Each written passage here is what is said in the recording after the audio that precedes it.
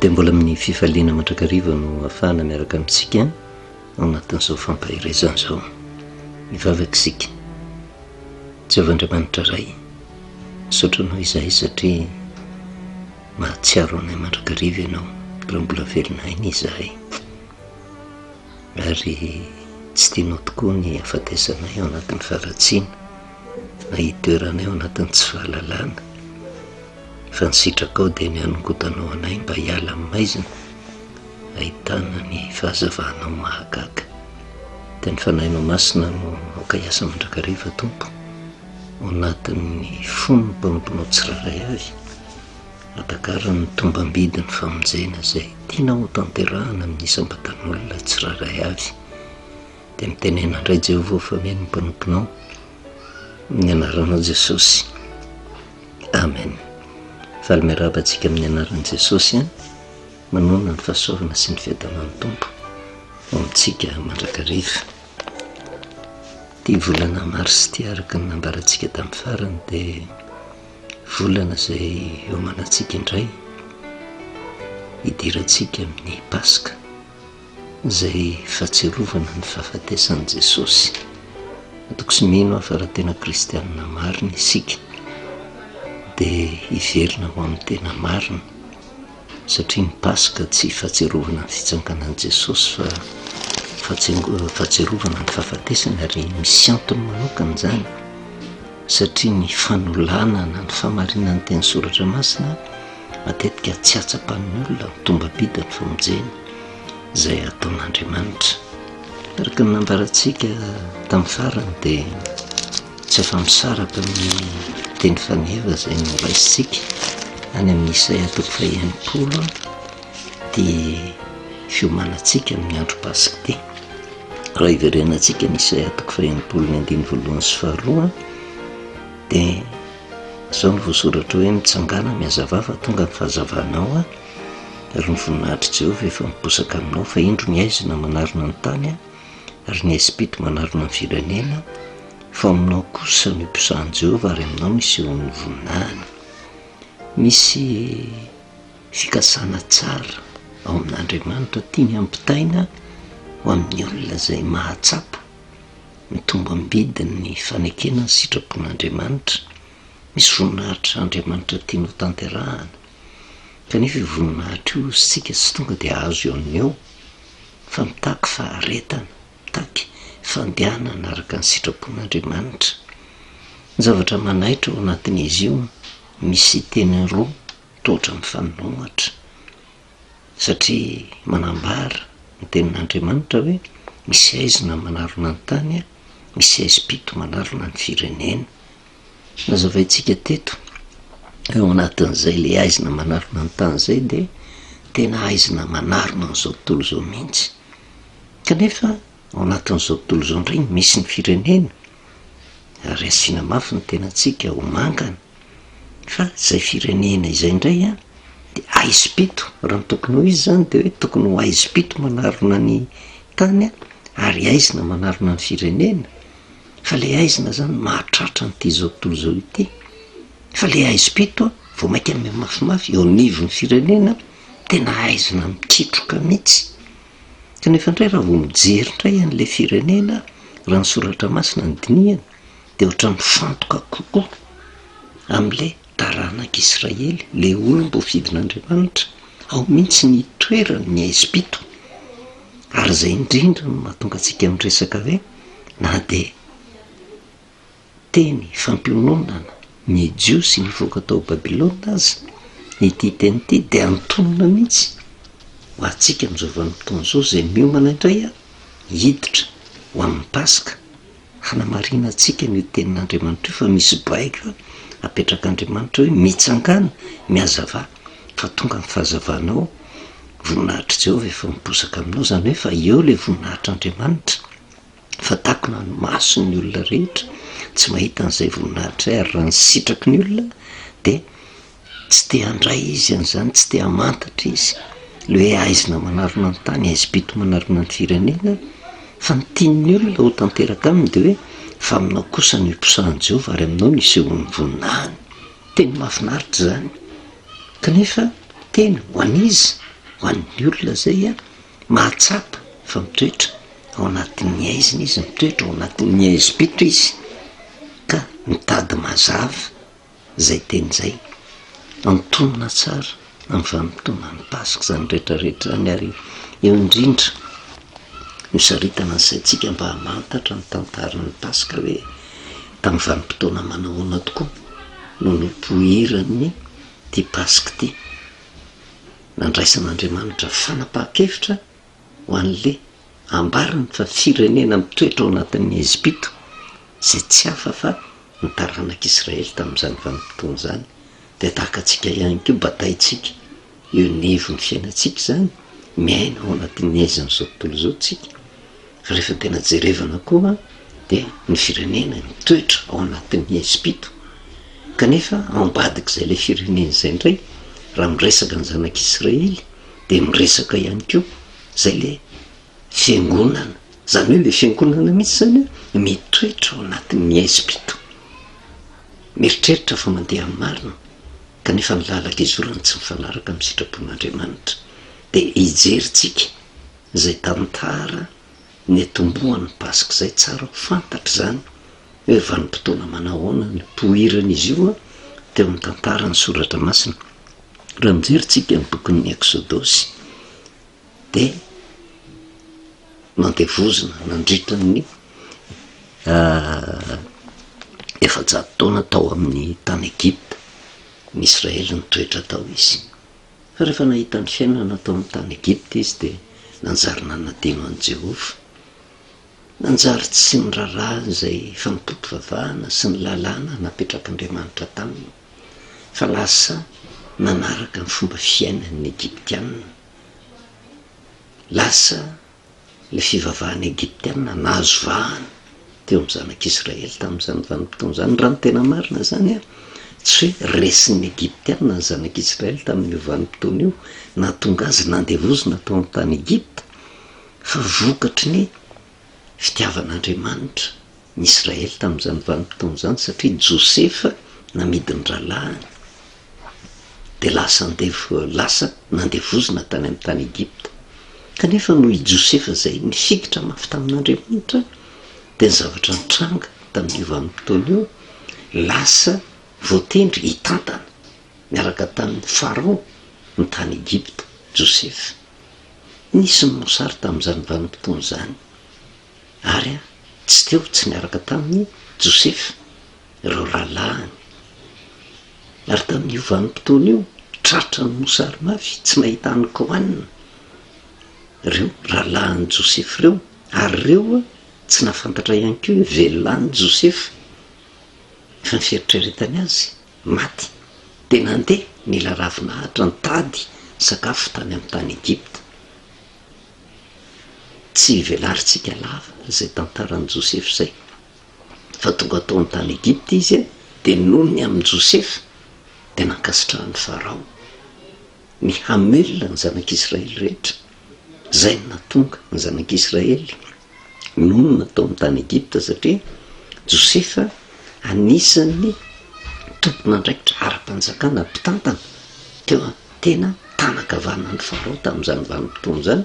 De nomena zara-tany tao ny zanak'Israely, vokatry ny fankasitrahan'ny Farao any Josefa sy vokatry ny famondram-pon'Andriamanitra tamin'ireo rahalahan'i Josefa zay nikasa amono azy. Ary na Josefa ary tsy namaly faty ny rahalahany tamin'izany vanim-potoana zany hoe reto le mivarotra ahy, reto le saika amono ahy. Fa oneny izy rehefa nahita ny rahalahany de namindra fo tamin'ny rahalahany de nony amin'ny Josefa de miaina mena zara-tany tao tahaka ny hoe fianakaviany manam-boninahitra eo nivon'ny firenena de nanjary migoky ny tombontsoa rehetra tao amin'izany tany Egypta zany. Rehefa maty Josefa inany zavatra nitranga, lasa adinony reto zanak'Israely reto Jehova.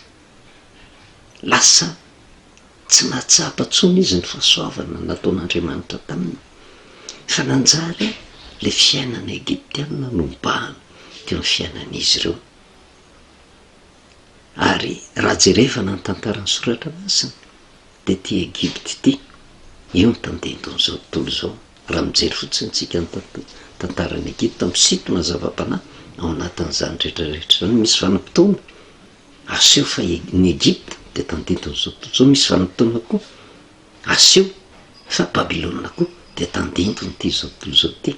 Fa pasika no resahantsika, zay no mahatonga atsika miresaka an'izay. Rehefa tena jerevana ny fiainana tao, ny Egyptianina tena niaina tao anatin'ny harena, tamin'ny filalaovana, tamin'ny filibana, tamin'ny fitsangajangana, fanomezana vahana, ny filaninofo, tafalatsaka tao anatin'izay. Ny Israely nanadino an' Jehova, kanefa Andriamanitra mitsinjo mandrakariva ny zanany, nangin'Andriamanitra teo anatrehan'izay. Rehefa nisy nefa ny lalàna zay nomena mba hitandremany reto Israely reto hanaraka ny sitrapon'Andriamanitra, fa vo miodina amin'Andriamanitra de mitady ny vokany, de tsy maintsy zavatsarotra safidy ny zanak'Israely zany nanadino an' Jehova, de tonga am'izay ny fahoriana. Navelan'Andriamanitra nampijalian'ny Egyptianina araka ny resahantsika hoe tsy resy anady akory reto Israely reto, fa tena noho ny fahasoavana avy amin'ny Josefa, avy amin'Andriamanitra nahatonga azy niaina tao, fa nanadino an' Jehova de tonga nandevozin'ny Egyptianina nitondra fahoriana tanteraka. Rehefa tena jerevana zany hoe tena iza ny diso ny Egyptianina sa ny Israely, Andriamanitra minitsy mijery ny androntsy fahalalana, ozy lazainy soratra masina. Tsy nafantatra an'izany Jehova zany mihitsy Egypta, fa nanany Andriamanina izy ny fiainana baranahany. Ny fiainana Egyptianina nanana ny lalàny manokana zay tsy mifanaraka amin'ny lalàn'Andriamanitra. Raha jerevana zany ampitahaina teo anatrehan'Andriamanitra ny Israely sy ny Egyptianina, marimarina kokoa ny Egyptianina satria tsy mahalala. Ary zay le tandindony le ambara re amin'ny Isaia 60 hoe indro ny aizona manarina ny tany, satria Egypta tandindony zao tontolo zao noho tsy fahalalana de miaina tao anatin'izany. Fa reto Israely reto nahafantatra an' Jehova, kanefa niny nanadino an' Jehova, nanao tsinitsinina ny lalàny Jehova, de nitondra fahoriana. Zany hoe tena diso bebe kokoa teo anatrehan' Jehova ny Israely, de mitondra faisana tanteraka, de mitondrona le firenen'ny Israely, le ary amin'ny Isaia 60 hoe ary ny Ezipito manarona ny firenena. Kanefa milafiny anankiray sady milaza firenena reto zanak'Israely reto, milaza ihany koa ny fiangonan'Andriamanitra. Zany hoe ao am'le fiangonana mahafantatra an'Andriamanitra mihitsy, ao ny ipoirany tena Ezipito, satria miny manadino maizy an'Andriamanitra, ny famarinan'Andriamanitra mba hifanaraka amin'ny sitrapony. Tsy tena mahafoy an' Jehova izy fa manadino fotsiny. Ino moa atao hoe manadino an'Andriamanitra? De manao atsirambina le sitrapon'Andriamanitra, le famarinany tenin'Andriamanitra, na mimi manolana mihitsy ny famarinany tenin'Andriamanitra. Mety amin'ny fahasahiana no itenenana an'ity.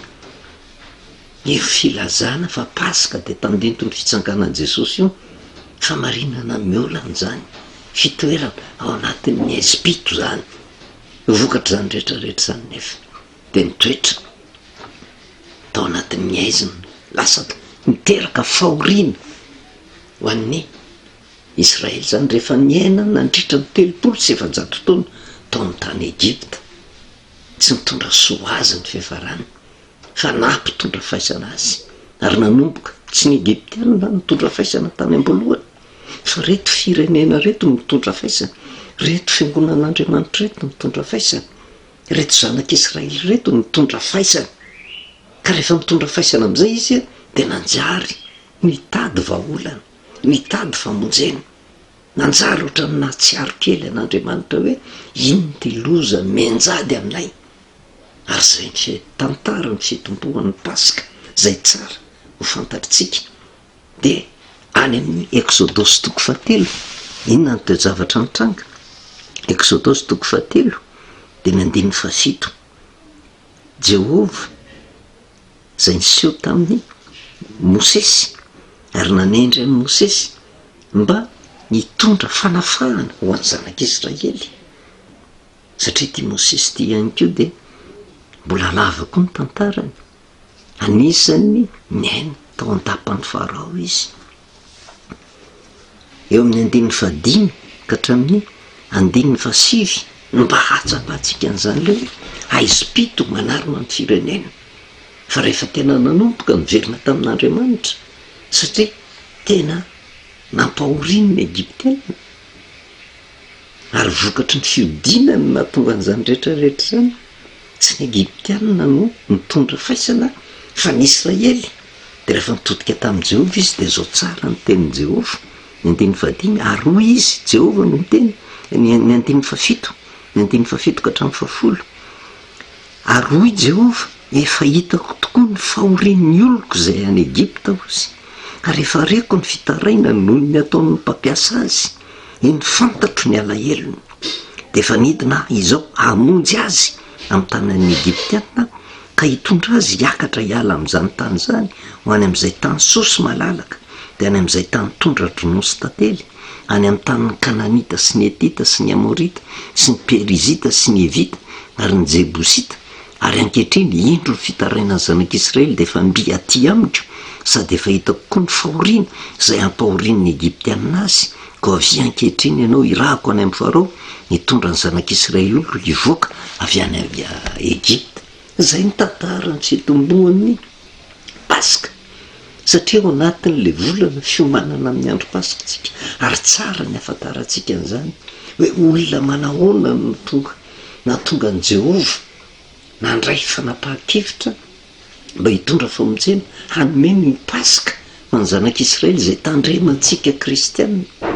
Kanefa tokony ahely mba ho fantatry izao tontolo izao, satria ny fitoeran'ny zanak'Israely tao amin'ny tany Egypta tsy ho azy fotsiny ihany fa mba ahafantaran'ny Egyptiana ihany keo an'i Jehovah.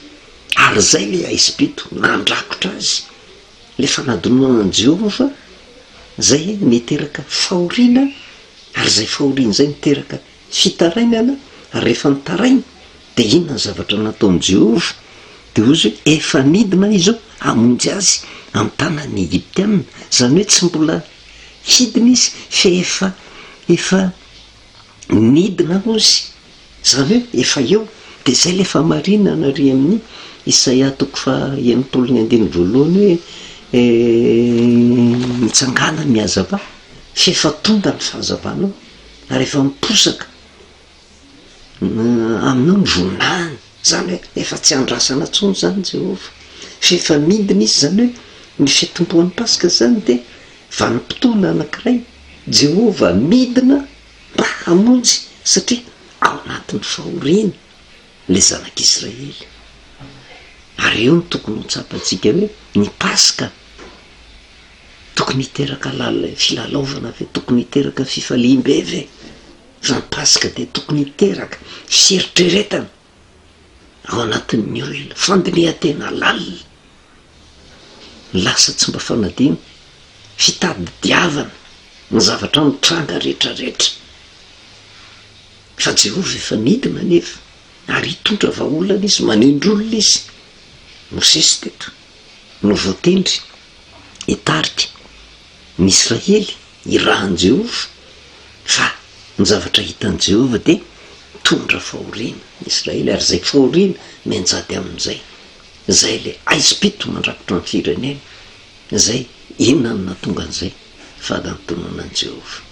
Raha mijery ny toe-javatra nisy teo amin'izao tontolo zao tsika, tsy azo menatsiny zao tontolo zao tsy mahalala n'Andriamanitra, fa Andriamanitra minitsy mijery ny andro ny tsy fahalalana. De nandritra ny 3 taona kely nampieritreritra nanomboka tamin'ny taona 224, 224, 324, lasa tsy fanadino fa saingy ririn-dasa tsy tsaroana angamba. De ohatran'ny ataon'ny olona kelapo 3 taona mipakitsika nanazava mahakasika an'ity Pasika ty. Ary inona ny zavatra mitranga? Loza natambo mianjady tamin'ny olona, ary tsy nisy fiangonana zay tsy nitaraina teo anatrehan'izany rehetrarehetra zany, natonga antsika tonga tamin'ny fiboana tanteraka nanerana n'izao tontolo zao teto amin'ny firenena na ny fiangonana ary tsy afaka mivoa adiny ve zany zavatra rehetrarehetra ary raha matadity isika de saiky teo amin'ny vanim-potoana ny pasika mandrakariva no tena niakatra ny tany loza tamin'izany vanim-potoana zany ary reny telo taona nkarangidintsika tondra fanazavana mahakasika ny pasika ary ny atonga atsika andiny tena am'izao vanim-potoana zao satria ny pasika de fahatserovana an'izay fahoriana ny anjady zay rinany natonga an'le fahoriana raha ny zanak'Israely de vokatry ny fandavana an'Andriamanitra fiodinana tamin'Andriamanitra fanadonaona an'Andriamanitra kanefa rehefa tena tonga ny fahoriana de ao anaty an'le fitarainana satria teto am'izao tontolo zao izany tsy nantsoan'Andriamanitra de nefa Jehovah miteny izy tsy milaza hoe hidina sy efa nidina izy efa eo izy fa rehefa mitaraina ny olona de mahita lalan'Andriamanitra soloitana mba ho raisiny ny olona mba hitany an'le fahazavana ary zay ny fiatombony tantarany pasika tsara ho fantatritsika zany hoe mipasika tsy hoe mifaly fotsiny fa tao amin'Andriamanitra hahatsiaro ny fahoriana ny anjady zay niatra tamin'reto zanak'Israely reto fa hitantsika ihany koa moa satria mipaka manerina n'izao tontolo zao zay fahoriana zay mba hatonga atsika hahatsapa ny tombam-bidin'ny fahazavana tombam-bidin'ny voninahitra tombam-bidin'ny famonjena ataon'Andriamanitra amintsika de mandeha tsikelikelytsika tsy afa-belandraitsika efa izany mahalala mandritra ny tetony te mety hitondra fanazavana mahakasika ny pasika mahakasika ny famonjena mahakasika ny voninahitra mahakasika ny fahazavana tian'Andriamanitra ampitaina amintsika tsiraray avy zay raha teny fikasana azo de tsy maintsy ho tanteraka io voninahitra io fa tsy azo moramora foana io fa mitaky faharetana de matoko simenao fa ny pasika zay andalovantsika de hiteraka fieritreretana hiteraka fandinihan-tena ho an'ny isam-batan'olona tsiraray avy mba hisaintsainantsika ny zavatra efa lasa toraka zao ny zavatra niatra ny fahoriana mafy kanefa na de teo ara ny fahoriana mafy zay ny anjady ny zavatra mitranga tsy maty foa manaintsika tsapatsika ve ny alehibe ny famondrampon'Andriamanitra ao anatin'izany satria raha ambara ny pasika de mampiseho ny famondrampon'Andriamanitra lehibe ho an'ny olona zay tokony horingany kanefa mbola velona ihany matoko simenao fa ny fanamasin'Andriamanitra de anokatra trano masom-panahintsika atsapahantsika ny tombam-bidin'izany pasika zany voninahitra ho an'Andriamanitra irery any ivavakintsika misaotra anao Jehovah-Andriamanitra ray noho ny fitantananao anay sy ny fanokafanao ny saina mampanahinay tsiraray avy atsapa tompo ny tombam-bidiny ty pasika zay matetika tsy takatray ny zavatra tena ampitaina de matoko simeny fahitaridarinanay ao amin'ny marina mandrakariva ianao mba tsisy loza taka an'izay tranga teo alohany tsy miatra aminay fa mba tena hitany voninahitra tokoa izay de misaotra indrindra ray ny anaranao Jesosy amen anao velomantsika amin'ny anaran'i Jesosy manonona ny fahasoavana sy ny fitanany tompo ao amintsika mandrakariva